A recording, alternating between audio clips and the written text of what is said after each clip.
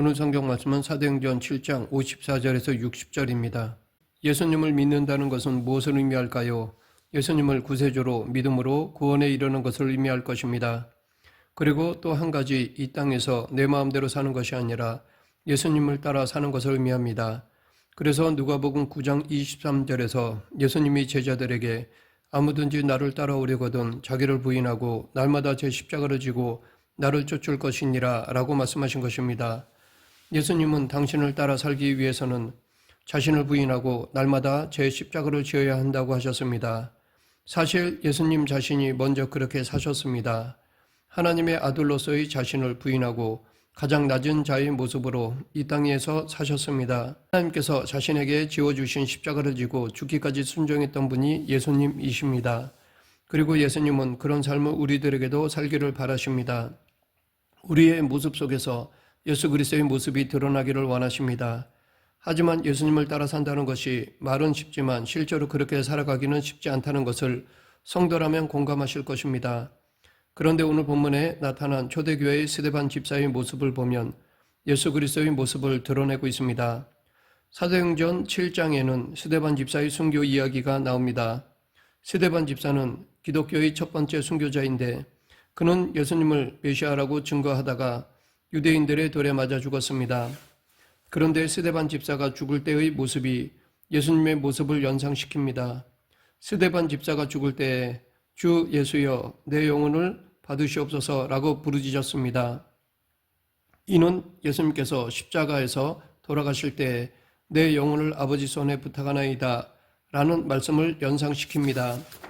이뿐 아니라 주여 이 죄를 그들에게 돌리지 마옵소서라고도 하였는데 이 또한 예수님께서 누가복음 23장 34절에서 십자가에 달리셨을 때에 하신 말씀을 연상케 합니다.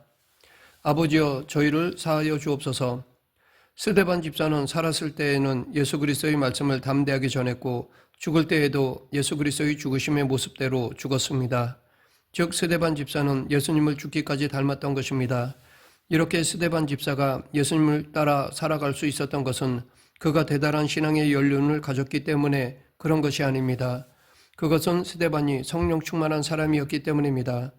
사도행전 7장 55절에 스데반 집사가 죽기 전에 성령으로 충만하였다고 기록하고 있습니다. 스데반을 비롯한 제자들의 모습이 대단한 사람처럼 느껴지지만 사실 그들은 지극히 평범하거나 평범에도 못 미치는 사람들이었습니다. 그런 그들이 신앙적인 위인들이 되었던 것은 그들이 가진 능력이 아니라 그들에게 임한 성령의 능력 가운데 있었기 때문입니다. 성령님께서 그들을 능력의 사람으로 이끄셨던 것입니다. 오늘 본문을 통해 왜 예수님은 제자들에게 성령 받기를 원하셨는지, 어떻게 성령의 권능을 체험하는 삶을 살아갈 수 있는지에 대해 알아보겠습니다. 예수님께서 승천하실 때 제자들에게 주신 첫 번째 과제가 있는데 그것은 성령을 기다리라는 것이었습니다. 아마도 예수님께서는 제자들에게 기대하는 바가 많으셨을 것입니다. 왜냐하면 예수님 승천 이후 그들이 할 일이 많아졌기 때문입니다. 그들은 예수님의 증인이 되어서 세상에 나아가야 했습니다. 예수 그리스도의 복음을 입으로 전해야 되고 삶을 통해서 그 말씀대로 순종하면서 살아야 했습니다. 하지만 제자들은 아직까지 그런 일을 제대로 감당할 만한 존재가 못 되었습니다. 예수님의 말씀도 제대로 깨닫지 못하는 어리석은 사람들이었습니다. 예수님은 그 누구보다도 그 사실을 잘 알고 계셨습니다. 그런데도 예수님은 요한복음 14장 12절에서 내가 진실로 진실로 너에게 이르노니 나를 믿는 자는 내가 하는 일을 그도 할 것이요 또한 그보다 큰 일도 하리니 이는 내가 아버지께로 감이라 라고 말씀하셨습니다. 예수님은 제자들이 당신이 하신 일보다 큰 일도 할 것이라고 말씀하셨습니다. 아니 예수님이 제자들과 함께 계실 때도 못했던 일들을 어떻게 예수님이 안 계신데 더 큰 일을 할 수 있단 말일까요? 말이 안 되는 것입니다. 그런데 이것은 예수님이 제자들의 능력을 모르셔서 하시는 말씀이 아닙니다. 그런데도 이렇게 말씀하신 것은 제자들의 능력을 말씀하신 것이 아니라 제자들에게 성령이 임하시면 성령님께서 제자들을 통하여 더 큰 일을 하실 것을 아셨기 때문입니다. 그래서 요한복음 14장 16절에서 내가 아버지께 구하겠으니 그가 또 다른 보혜사를 너에게 주사 영원토록 너희와 함께 있게 하리니 라고 말씀하셨던 것입니다. 보혜사의 원어는 파라크레토스인데 이 말은 파라, 즉 뭐뭐 곁에라는 단어와 크레토스, 즉 부르다라는 단어의 합성어로 돕는 자, 대변자라는 뜻이 있습니다. 그러므로 성령님은 보혜사로서 제자들 옆에서 그들을 돕는 분이시라는 것입니다. 제자들이 비록 무지하고 능력이 없지만 예수님께서는 제자들이 보혜사 성령님과 함께할 때에 당신께서 맡겨주신 일들을 잘 감당할 수 있을 것을 아셨던 것입니다. 그러하기에 예수님께서 제자들에게 가장 먼저 당부하셨던 것이 예루살렘을 떠나지 말고 하나님이 약속하신 성령을 기다리라는 것이었습니다. 제자들은 예수님의 말씀대로 성령을 기다렸습니다. 그런데 성령님은 곧바로 오시지 않으셨습니다. 예수님이 승천하신 후 10일이 지난 오순절 날에 제자들 120여 명이 마가의 다락방에 모여 있을 때 그때 성령님께서 불의 혀처럼 임재하셨습니다. 예수님이 주신 사명을 감당하는 것은 중요한 일입니다. 그런데 예수님은 그 전에 먼저 성령을 받아야 한다고 말씀하셨습니다. 왜냐하면 당신이 맡기신 일은 인간의 열정과 의지만으로는 할 수 없습니다. 성령의 임재와 그분의 주도하심 가운데 할 수 있는 것입니다. 이것은 그 누구에게도 마찬가지입니다. 그러하기에 예수님께서는 지금 우리들에게도 동일하게 성령을 받으라고 말씀하십니다. 우리가 예수님이 뜻하신 삶을 살아가기 위해서 해야 할 것 첫 번째는 바로 성령의 임재와 그 도우심을 간구하는 것입니다. 예수님을 따라 산다는 것은 인간적인 열정이나 능력을 가지고 할 수 있는 것이 아닙니다. 그렇게 할 수 있는 것이면 예수님은 성령을 기다리라고 하지 않으시고 열심히 노력해서 능력을 쌓으라고 말씀하셨을 것입니다. 우리는 성령의 인도하심이 없으면 예배조차도 제대로 드릴 수 없습니다. 어떤 분들에게는 일주일에 한 번 드리는 예배가 습관적이고 지루하게 느껴질 때가 있습니다. 우리의 지루한 일상 속에 성령의 바람이 불어오게 되면 쇠골 골짜기의 마른 뼈가 살아나 큰 군대가 되듯이 우리의 삶이 살아있음을 체험하게 됩니다. 성령님은 우리가 어떤 상황에 있든지 상관없이 우리를 영적으로 능력을 더해 주시는 분이십니다. 그러면 좀 더 구체적으로 성령님은 우리 안에서 어떤 일을 하실까요? 첫째, 성령님은 우리로 하여금 하나님의 뜻을 깨닫게 해주십니다. 요한복음 14장 26절 보혜사 곧 아버지께서 내 이름으로 보내실 성령 그가 너희에게 모든 것을 가르치시고 내가 너희에게 말한 모든 것을 생각나게 하시리라. 성령님은 우리로 하여금 하나님의 말씀을 생각나게 하시고 그 의미를 가르쳐 주십니다. 이런 이유로 예수님께서는 성령을 기다리라고 하신 것입니다. 성령님은 예수님의 영이시기 때문에 그분이 임했을 때 하나님의 뜻, 가르침을 깨닫게 되고 생각나게 됩니다. 공생의 기간 중에 제자들이 예수님과 함께 있을 때 예수님의 말씀을 제대로 깨닫지 못해서 책망을 받을 때가 많았습니다.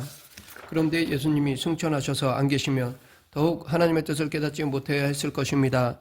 그런데 의외로 제자들은 예수님이 안 계실 때 예수님의 말씀을 깨닫게 되었습니다. 왜냐하면 성령님이 그들로 하여금 예수님의 뜻을 알도록 해주셨기 때문입니다. 사도행전 2장 4절 저희가 다 성령이 충만함을 받고 성령이 말하게 하심을 따라 다른 방언으로 말하기를 시작하니라. 성령님이 우리에게 임하시면 영적으로 하나님과 소통하게 하시고 하나님의 뜻을 깨닫도록 하십니다. 그런데 예수님을 오래 믿어도 성령님이 주장하지 않으시면 하나님의 뜻을 온전히 깨닫지 못합니다. 성령님은 우리로 하여금 하나님의 음성에 민감하도록 하십니다. 그래서 내 고집스러운 생각이나 세상의 소리보다는 하나님의 말씀을 민감하게 듣게 하시고 그 뜻을 알게 하시는 것입니다. 그러하기에 예수님은 하나님의 말씀과 뜻을 깨달으라고 우리에게 성령을 보내주신 것입니다. 둘째, 성령님은 우리로 예수님의 말씀을 생각나게 하실 뿐만 아니라 하나님의 말씀대로 살아갈 수 있도록 능력을 주십니다. 신앙생활을 하면서 낙심될 때가 있습니다. 예수님의 가르침대로 살고 싶은데 그렇게 살지 못하는 자신의 모습을 보면서 실망스러울 때가 있습니다. 우리가 하나님의 뜻을 안다 하더라도 그 뜻대로 살아가는 것은 그리 쉽지 않습니다. 왜냐하면 비록 머리로는 하나님의 뜻을 알지만 이런저런 이유로 삶의 현장에서 그 말씀을 행할 만한 능력이 없기 때문입니다. 우리가 다른 사람을 사랑해야 한다는 것은 너무나 명백한 예수님의 가르침입니다. 심지어 예수님은 원수까지 사랑하라고 하셨습니다. 그런데 아직도 어떤 사람을 용서하지 못하고 미워하는 자신을 볼 때 스스로에 대해서 실망하기도 합니다. 예수님은 오른뺨을 맞으면 왼뺨도 돌려대라고 하는데 막상 이러한 일을 당하면 상대방을 향하여 씩씩거립니다. 어떻게 보면 이것은 너무나 당연한 인간적인 모습입니다. 예수님은 사람들에게 가르침을 주셨지만 사람의 본능과 능력으로는 당신의 말씀을 지킬 수 없다는 것도 잘 알고 계셨습니다. 그런데 예수님은 성령이 우리에게 임하시면 그 모든 것이 가능하다는 것도 잘 아셨습니다. 왜냐하면 성령님이 우리를 말씀으로 살아갈 수 있도록 능력을 주시기 때문입니다. 그것이 예수님께서 성령을 우리에게 보내주신 이유입니다. 사도행전 6장에 보면 스데반 집사가 죽기 전에 회당에 가서 그곳에 있는 사람들에게 복음을 전하였습니다. 그런데 사람들은 스데반의 말에 반격하며 대적하였습니다. 하지만 그들이 스데반의 지혜와 성령으로 말함을 능히 당하지 못하자 스데반을 공회로 끌고 갔습니다. 이때 공회에 있던 사람들이 스데반을 주목하여 보았는데 그 얼굴이 천사의 얼굴과 같더라 라고 하였습니다. 우리가 천사의 얼굴을 직접 본 적은 없지만 여기서 스데반 집사의 얼굴은 천사와 같았다는 것이 무엇을 의미하는지는 어느 정도 알 수 있습니다.